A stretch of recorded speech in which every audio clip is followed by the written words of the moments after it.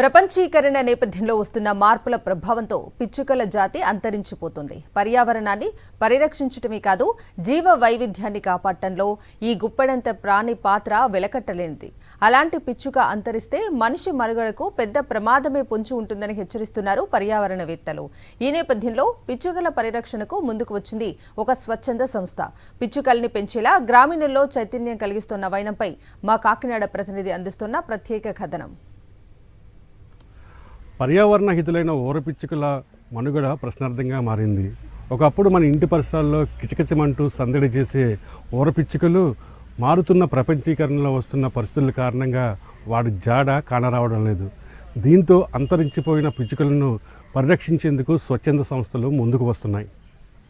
పిచ్చుకల ఉనికి క్రమంగా కనుమరుగైపోతోంది. పట్టణాలు కాంక్రీట్ అరణ్యాలుగా మారిపోవడం, సెల్ ఫోన్ టవర్ల నుంచి వచ్చే రేడియేషన్, పరిశ్రమలు విడుదల చేసే కాలుష్యం, శబ్ద కాలుష్యం, ఇలా ఎన్నో కారణాల వల్ల పిచ్చుకల మనుగడ ప్రశ్నార్థకంగా మారుతోంది. ఈ నేపథ్యంలో పర్యావరణాన్ని కాపాడాలనే ఉద్దేశంతో పిచ్చుక పరిరక్షణ కోసం ముందుకొచ్చింది కాకినాడ జిల్లా తునికి చెందిన హరిత వికాస్ ఫౌండేషన్. ఈ ఫౌండేషన్ తుని రూరల్, కోటనందూరు, తొండంగి మండలాల్లోని పల్లెటూళ్లకు వెళ్లి పిచ్చుకలను పెంచడం వల్ల ఉపయోగాలను అక్కడి వారికి వివరిస్తోంది. అంతేకాదు, పిచ్చుకలకు ఆహారంగా అందించే వరి ధాన్యం కుచ్చులను ఆయా గ్రామాల్లో ఉన్న గుళ్ళు, బడులు, చెట్లకు కడుతోంది.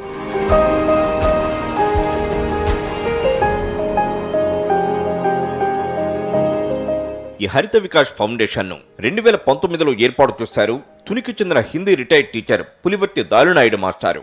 ఈయనకు పిచ్చుకలంటే ప్రాణం. అంతరించిపోతున్న పిచ్చుకలను పరిరక్షించి పర్యావరణాన్ని కాపాడాలన్నది ఈయన సంకల్పం. రిటైర్మెంట్ తర్వాత వచ్చిన పింఛన్ డబ్బులతో ఈయన రైతుల నుంచి ధాన్యాన్ని కొన్నారు. ఈ ధాన్యాన్ని కుచ్చులుగా తయారు చేశారు. అలా తయారు చేసిన ధాన్యం కుచ్చులను హరిత వికాస్ ఫౌండేషన్ ద్వారా ఊరూరా తిరుగుతూ పిచ్చుకలకు ఆహారం అందిస్తున్నారు దాలునాయుడు. 8 రకాల కుచ్చుల్ని ఎలా తయారు చేయాలో ఆయన ఊళ్లలోని ఆడవాళ్లకు నేర్పించి వారికి పారితోషికం అందిస్తున్నారు. ఒకవైపు ఉపాధి కల్పిస్తూనే పల్లెటూళ్లలో పిచ్చుకలను పరిరక్షిస్తున్నారు దాలునాయుడు మాస్టారు.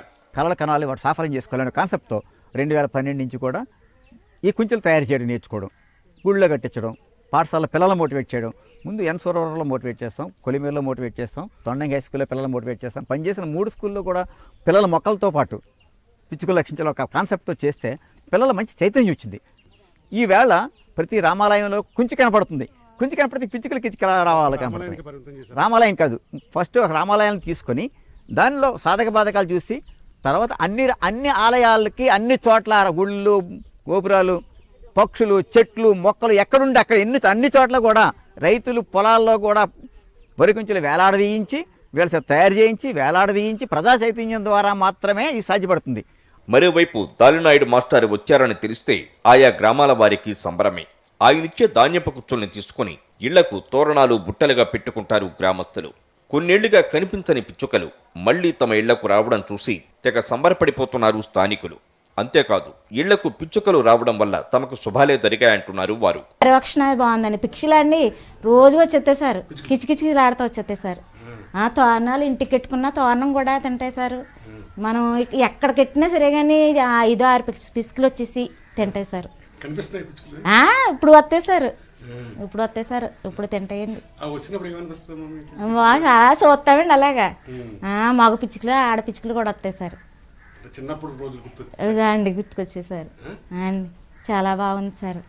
మాకైతే చాలా సంతోషంగా ఉందండి ఈ సార్ గారు వచ్చాక. సార్ మాకు 2 ఏళ్ల నుంచి ఇవి కట్టడం, అల్లడం అవి నేర్పించి గుళ్ళల్లోనూ, స్కూళ్ళల్లోనూ, ఇళ్లలోనూ కట్టడం నేర్పించడం ద్వారా మాకు పిచ్చుకలు అనేవి మేము మళ్ళీ చూడగలుగుతున్నాం. పిచ్చుకలను చూసినప్పుడు మనసు చాలా ఆహ్లాదకరంగా, ఆనందకరంగా చాలా బాగుంటుంది సార్. ఇక జీవ వైవిధ్య సమతుల్యాన్ని సాధించడంలో పిచ్చుకలు పోషించే పాత్ర వెలకట్టలేనిదంటున్నారు పర్యావరణవేత్తలు. అంతేకాదు, మానవాళికి ఎన్నో విధాలుగా ఈ మూగజీవాలు సాయపడతాయంటున్నారు. పిచ్చుకలే కదా మనం చాలా సింపుల్గా తీసుకుంటాం, చిన్న పిచ్చుకలే కదా అని. కానీ వాటి వల్ల చాలా ఉపయోగాలు ఉన్నాయి. పిచ్చుకల వల్ల ఈ ప్రకృతికి ఉపయోగం ఏంటంటే, ఇవి పంట పొలాల్లో చిన్న చిన్న పురుగుల్ని, అలాగే మిడతల్ని, చిన్న చిన్న భూమిలో ఉండే వాటిని తినడం వల్ల పంటలు బాగా పెరిగి వాటికి సస్యరక్షణ చేకూరుతుంది. కానీ మనం ఏం చేస్తామంటే వాటిని పట్టించుకోం. దాలునాయుడు మాస్టారు చేస్తున్న సేవలకు ఆయనకు ఎన్నో అవార్డులు వచ్చాయి. మాజీ రాష్ట్రపతి కలాం స్ఫూర్తితోనే తాను పిచ్చుకల పరిరక్షణకు నడుంబిగించానంటున్నారు ఆయన. పిచ్చుకలు అంతరించిపోతున్నాయంటే పర్యావరణానికి పెను ప్రమాదం వాటిల్లినట్లే. పర్యావరణానికి ప్రమాదం పొంచితే భావితరాల మనుగడ ప్రశ్నార్థకంగా మారుతుంది. అందుకే జీవ వైవిధ్య మనుగడకు సమతుల్యతకు పిచ్చుకలను పరిరక్షించుకోవాల్సిన అవసరం ప్రతి ఒక్కరిపైన ఉంది. జర్నలిస్ట్ వెంకటరామతో కలిసి కరస్పాండెంట్ రాజు, సాక్షి టీవీ, కాకినాడ నుండి.